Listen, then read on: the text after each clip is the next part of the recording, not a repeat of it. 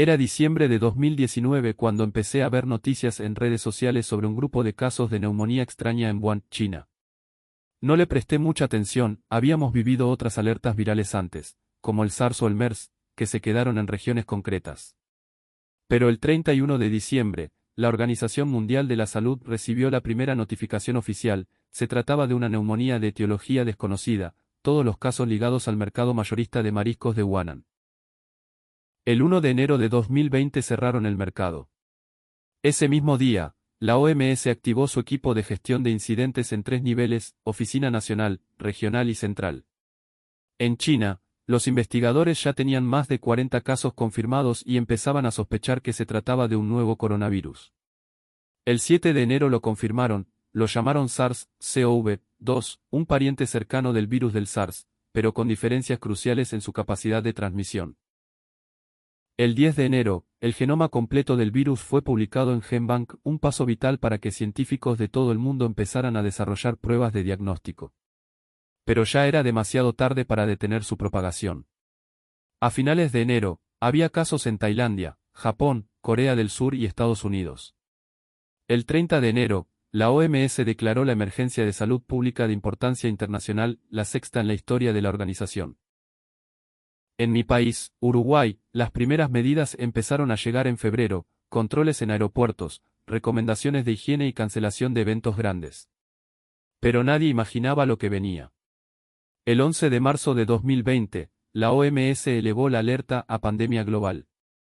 Ese mismo día, vi cómo en Montevideo empezaban a cerrarse los comercios pequeños, las escuelas anunciaban clases virtuales y las calles se vaciaban poco a poco. El mundo que conocíamos se detenía, y yo sentía que estaba viviendo un capítulo de historia que nunca pensé ver en mi vida. El 16 de marzo de 2020, Uruguay anunció el cierre de fronteras y el inicio del aislamiento social obligatorio para personas mayores de 65 años. Recuerdo que mi abuela, que vive sola en Salto, se negó en un principio a quedarse en casa, decía que necesitaba salir a comprar pan y hablar con sus vecinas. Tuve que pasarle comida todas las semanas, dejándosela en la puerta para no ponerla en riesgo. Ese gesto sencillo se convirtió en un ritual que nos mantuvo conectadas, aunque a distancia. En todo el mundo, los gobiernos implementaban medidas similares. Italia fue uno de los países más golpeados en esta etapa. En abril, superaba los 100.000 casos confirmados y los hospitales colapsaban.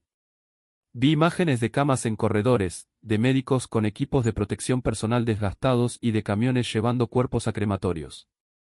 Era una realidad que parecía sacada de una película de ciencia ficción, pero que estaba sucediendo en tiempo real. Las pruebas de diagnóstico eran escasas en casi todos lados. En Uruguay, el Laboratorio Nacional de Virología empezó a desarrollar su propia prueba a principios de abril, basada en la secuencia genética publicada en enero. Ese esfuerzo permitió aumentar la capacidad de detección, pero todavía era difícil acceder a una prueba si no tenías síntomas graves. Muchas personas se infectaron sin saberlo, contribuyendo a la propagación silenciosa del virus. La economía empezaba a sentir el impacto. En mi trabajo en una empresa de turismo, nos comunicaron que todos los contratos se suspendían y que tendríamos que pasar a jornada reducida. Mis amigos de la industria de la hostelería empezaron a perder sus empleos. En todo el país, el gobierno anunció paquetes de ayuda económica para familias y pequeñas empresas, pero la incertidumbre era palpable. La única certeza era que nada volvería a ser igual en un corto plazo, y que la única forma de salir adelante era unirnos, aunque estuviéramos separados. A mediados de julio, los científicos ya habían identificado la primera variante preocupante, la que se conocía como D614G, que tenía una mutación en la proteína pico del virus que aumentaba su capacidad de transmisión. Aunque no era más letal, su propagación fue mucho más rápida, lo que obligó a muchos países a restringir nuevamente las actividades sociales. Pero en este mismo periodo, empezaban los primeros anuncios sobre el desarrollo de vacunas. La tecnología de ARNM, que había sido investigada durante décadas para tratar enfermedades como el cáncer, se convirtió en la esperanza de millones. Empresas como Pfizer-BioNTech y Moderna anunciaron resultados preliminares de sus ensayos clínicos con eficacias superiores al 90%, cifras que parecían imposibles para una vacuna desarrollada en menos de un año. En Uruguay, el gobierno empezó a negociar acuerdos para adquirir vacunas a través de la iniciativa COVAX, un mecanismo global creado para garantizar el acceso equitativo a las vacunas contra el COVID-19. También se firmaron acuerdos directos con Pfizer y AstraZeneca. Recuerdo que en octubre, cuando se anunció que Uruguay recibiría su primera partida de vacunas en enero de 2021, hubo un alivio generalizado, aunque también mucha incertidumbre sobre cómo se organizaría la vacunación masiva. Mientras tanto, los científicos seguían aprendiendo más sobre el virus. Descubrieron que los síntomas podían persistir durante semanas o meses después de la infección, lo que se conoce como long COVID, afectando a personas de todas las edades, incluso a quienes habían tenido casos leves. En mi círculo cercano, una amiga de 32 años tuvo que dejar su trabajo porque sufría de fatiga extrema y dificultades para respirar, aunque su caso inicial había sido leve. Ese impacto crónico empezó a ser reconocido como un problema de salud pública a largo plazo. A finales de diciembre de 2020, los primeros países empezaron a aplicar vacunas. En el Reino Unido, una mujer de 90 años fue. El 27 de enero de 2021 llegó la primera partida de vacunas a Uruguay, 97.500 dosis de Pfizer-BioNTech. El plan de vacunación empezó con personal de salud, personas mayores de 80 años y trabajadores esenciales. Recuerdo que mi tío, que es médico en el Hospital de Clínicas de Montevideo, se vacunó el día siguiente. Me dijo que se sintió aliviado, pero también con una gran responsabilidad. Sabía que la vacuna era una herramienta poderosa, pero que todavía había que seguir cuidándose. En febrero, llegó la primera partida de vacunas de AstraZeneca, y en marzo la de Sinovac. El gobierno implementó un sistema de citas online que permitió organizar la vacunación de manera ordenada.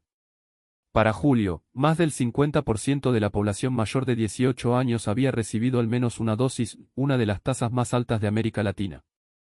Ese esfuerzo permitió que Uruguay empezara a reabrir gradualmente las actividades sociales y económicas. Pero el virus seguía evolucionando. En diciembre de 2020 se había detectado la variante alfa en el Reino Unido, que era más transmisible. En enero de 2021 apareció la variante beta en Sudáfrica, y en febrero la variante gamma en Brasil. Estas variantes tenían mutaciones que podían reducir la eficacia de algunas vacunas, lo que obligó a los científicos a adaptar sus formulaciones y a los gobiernos a mantener medidas de prevención. En abril de 2021, se detectó la variante Delta en la India, una de las más transmisibles hasta ese momento. En pocos meses, se convirtió en la variante dominante en todo el mundo. En Uruguay, los casos empezaron a aumentar nuevamente en junio, aunque las tasas de hospitalización y muerte eran menores gracias a la vacunación. Ese verano, volvimos a ver restricciones en algunos departamentos, pero esta vez con la tranquilidad de saber que la mayoría de las personas vulnerables estaban protegidas. La desigualdad global en el acceso a las vacunas se volvió cada vez más evidente. Mientras países como Estados Unidos y el Reino. El 24 de noviembre de 2021, la OMS anunció la detección de una nueva variante preocupante en Sudáfrica, Omicron. Tenía más de 30 mutaciones en la proteína pico, lo que hacía pensar que podría ser más transmisible y escapar parcialmente a la inmunidad generada por las vacunas o la infección previa. En pocos días, se detectó en más de 50 países, y en enero de 2022 se convirtió en la variante dominante en el mundo. En Uruguay, los casos aumentaron drásticamente en diciembre de 2021. Recuerdo que en una semana, los casos diarios pasaron de unos 500 a más de 5.000. Aunque las tasas de hospitalización no llegaron a los niveles de la primera ola, los centros de salud se saturaron de personas con síntomas leves que necesitaban pruebas y orientación. El gobierno implementó medidas de distanciamiento social y recomendó el uso de mascarillas de alta protección en espacios cerrados. La buena noticia fue que Omicron era menos letal que las variantes anteriores, especialmente en personas vacunadas. Los científicos descubrieron que la inmunidad híbrida, generada por la vacunación más una infección previa, ofrecía una protección significativa contra la enfermedad grave. En Uruguay, el gobierno recomendó la aplicación de dosis de refuerzo a partir de enero de 2022, lo que ayudó a mantener bajas las tasas de mortalidad. Esta etapa también marcó un cambio en la forma en que la sociedad se adaptó a la pandemia. Las clases virtuales se convirtieron en una opción mixta con clases presenciales. Las empresas implementaron modelos de trabajo híbrido y muchos eventos empezaron a realizarse de forma híbrida. En mi trabajo, volvimos a abrir nuestras oficinas, pero con horarios rotativos y medidas de higiene estrictas.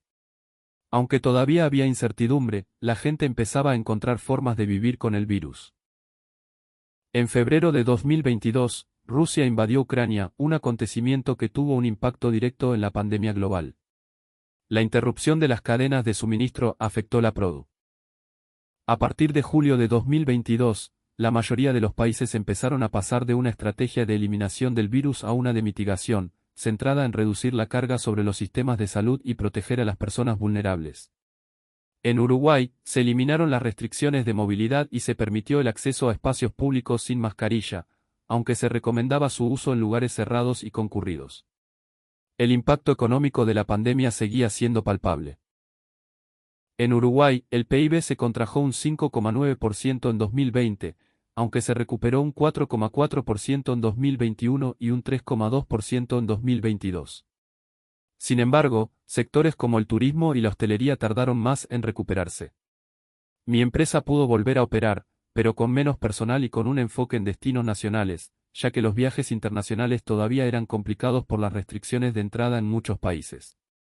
El impacto social y psicológico también empezó a ser más evidente.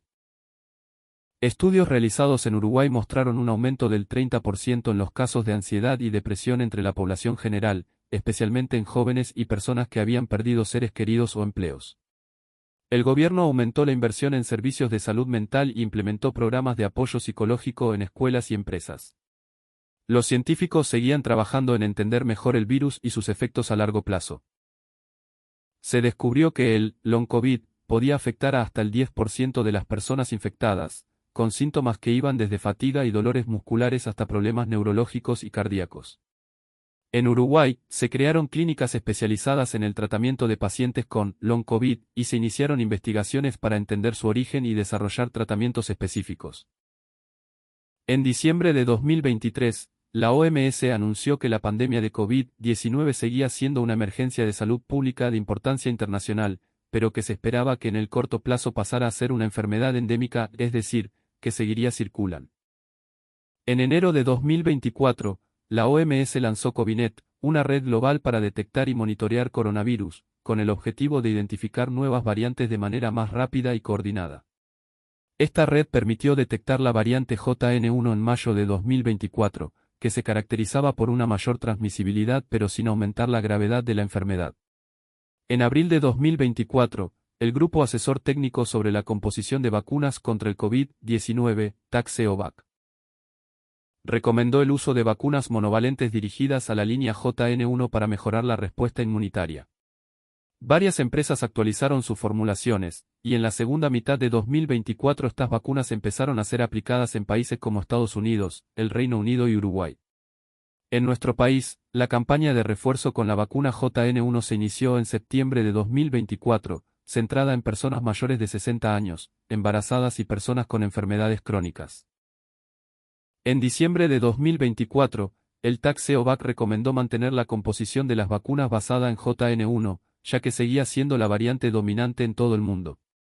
También se identificó la variante KP.2 como una alternativa adecuada para las formulaciones de vacunas, y la LP.8.1 como una opción potencial para futuras actualizaciones.